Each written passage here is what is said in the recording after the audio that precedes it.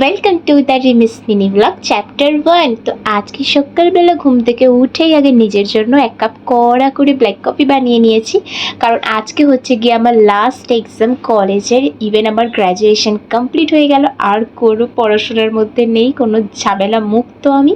তো এখন তোমাদেরকে আমি একটা ইজিয়েস্ট ওয়েতে একটা সুন্দর হেয়ার স্টাইল করে দেখাবো। এটা কিছুই না, জাস্ট ফ্রন্টের কিছুটা চুল নিয়ে এরকমভাবে টুইস্ট করে বেনুনি পাকিয়ে নিতে হবে। এটা তোমাদেরকে দু সাইডে করে নিতে হবে, চাইলে তোমরা ব্যাক সাইডেও বেরোনি করে নিতে পারো, কিন্তু আমার হাতে যেহেতু আর টাইম নেই, তো সেই কারণে আমি এরকমভাবে চুলটাকে ওপেনভাবে বেঁধে নিয়েছি।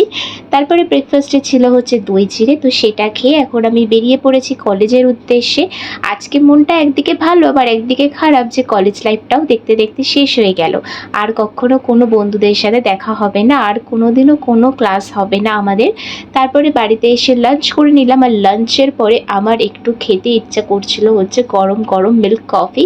দেখো আমি মিল্ক কফিটা কী করে বানাই। এখানে ফার্স্টেই হচ্ছে আমি একটা বাটিতে একটু গরম জল আর কফি পাউডার নিয়ে ভালোভাবে একটা থিক টেক্সচার বানিয়ে রাখি।